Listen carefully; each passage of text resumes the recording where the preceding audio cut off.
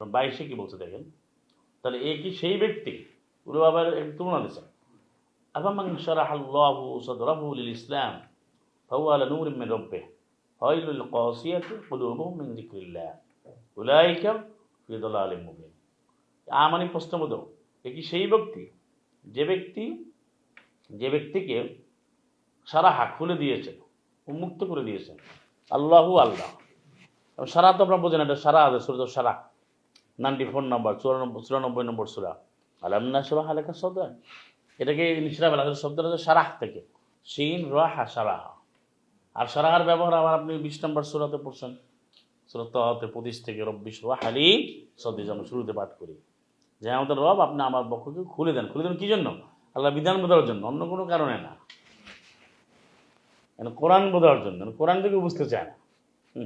কোরআন না বুঝেই তো সে অন্যদিকে চলে গেছে।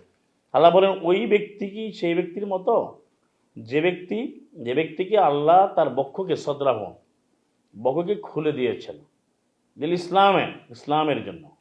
ফাহুয়া, ওই ব্যক্তি রয়েছে আলা নূরি মির রব্বি, রবের পক্ষ থেকে আলোর উপরে রয়েছে, মানে সে হেদায়েত পেয়ে গেল। এখানে আরো একটা বিষয় রয়েছে যে অনেকে মিলাবেন আপনি, যে 28-এর 32, 20-এর 22, 20-এর 25, তারপরে এই যে 39-এর 22, এই আয়াতগুলো একাত্র করলে এবং 29 নম্বর সূরা আনকাবুতের আপনার 49, 48 যে সুদূর, এদিকে বোঝা গেল যে আমরা যে অনহার, যে বুকে হাত বাঁধা, এটা বিশাল কারণ যে আপনার সালাতের মধ্যে এবার বুকে যে হাত বাঁধতে হবে, এই বক্ষের সাথে আপনার এলমের, জ্ঞানের এবং আল্লাহর সাথে যে আমি এবারে দাঁড়াচ্ছি, একটা বিশাল একটা অন্তমিল আছে। এই জন্য দেখবেন যে শরাব, বুকের কথা কত জায়গায় আছে দেখবেন, বুকের সাথে এলেমের কথা আছে। দেখেন আপনি 29-48 দেখেন, সুদূরিল্লাদিন, তাদের জ্ঞান দেওয়া, তাদের বক্ষ সময়ে আল্লাহ জ্ঞান দিয়েছে। সালাম মুসা কি বললেন যে আমার রব আপনি আমার বক্ষকে মুক্ত করে দিন। আর ওখানে আল্লাহ নবীকে কি বললেন, আলাম নাশরাহ লাকা সাদরাক, আমি কি তোমার বক্ষকে খুলে দেই না? তো বক্ষের কথা আসবে কেন? এবং এটা কিন্তু সমাজে চালু করছে যে সালাম মোহাম্মদের সাক্কে সরে সদর বলে, আর সাক্কুন বলে তারা দক্ষ বিদীর্ণ করা হয়েছে, 3বার তাকে সিনা সাক করা হয়েছে বলে না। এটা কিন্তু সম্পূর্ণ মিথ্যা কথা, এটা কোনোভাবেই গ্রহণযোগ্য না। আচ্ছা আপনি বলেন, যে নবীর উপরে আল্লাহ আয়াত কোরআন অবতীর্ণ করে বলছেন আলাম নাশরাহ লাকা সাদরাক, আমি কি তোমার বক্ষকে আমি কি উন্মুক্ত করে দেই না? নেগেটিভ ইন্টারগেটিভ পর্যন্ত, মানে আমি কি দেই না? অবশ্যই দিয়েছি। এবং সেই নবীকে আমার তার বাল্যকালে একবার তার ওপেন হার্ট সার্জারি, মানে খুলে ফেলতে হবে, তাহলে দুষ্টমি করবে মাআযাল্লাহ বলতে মোল্লার আওয়াজ করে।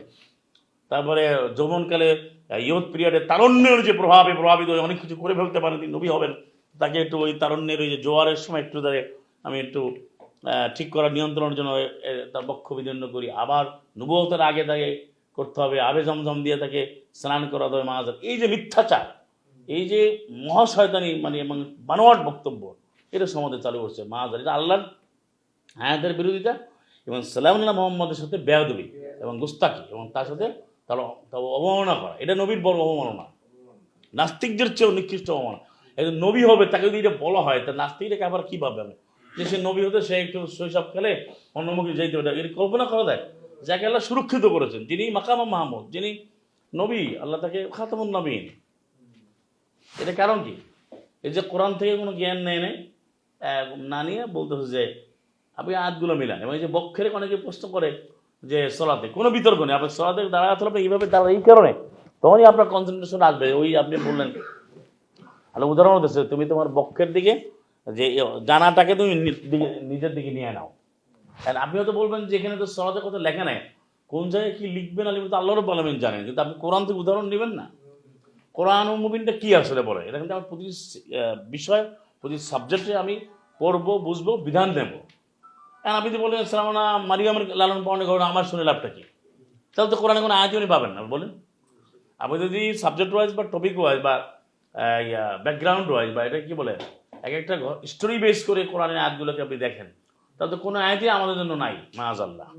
আছে বলেন, সিয়াম তো আগে ফারিদা ছিল, তা আমাদের কেন আগে ছিল মাআযাল্লাহ। তাহলে ইব্রাহিমের ঘটনা কোথায়? আদমের ঘটনা, 2 ছেলের ঘটনা কোথায়?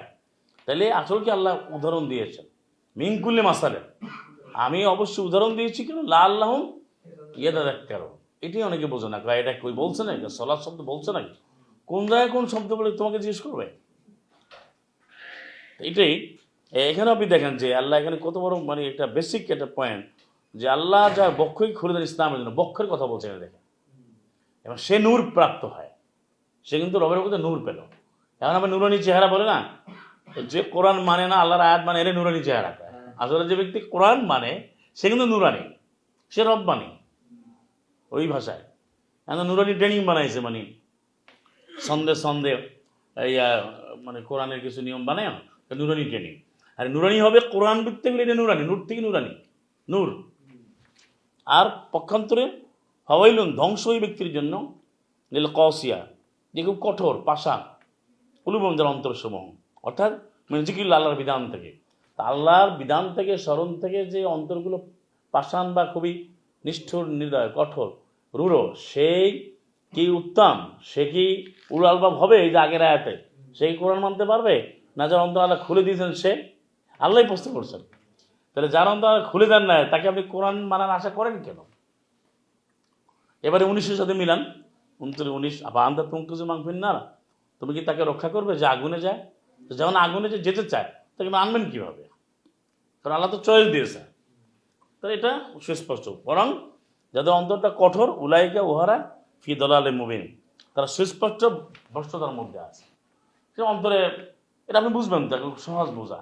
আপনি কোরআন কারিমের কোরআন আয়াত বলবেন, সে এটা নেবে না, সে বিতর্ক করবে, তাহলে সে তো এখানেই বোঝা যায় সে আসলে কাসিয়া, সে নেবে না। আবার সূরা বাকারাতে পড়েছেন আপনারা যে পাহাড় বন্ধু বিদীর্ণ হয়ে জানা দ্বারা প্রবাহিত হয়, বাকারা শুরুতে পড়ছেন, কিন্তু মানুষের অন্তর কঠিন হয়ে যায়। তাহলে যে কঠিন হৃদয় সে কোরআন মানবে কিভাবে আপনি বলেন? এটা তো আপনি আলোচনা করলেই বুঝবেন, না বোঝা যাবে না। ওই যে অমামন যা কি ইয়াসা, যে দৌড়ে আসে সর্বোচ্চ প্রচেষ্টা সহ আসে, ও ইয়াকসা সে ভয় করে, 80 নম্বর সূরা 9-10।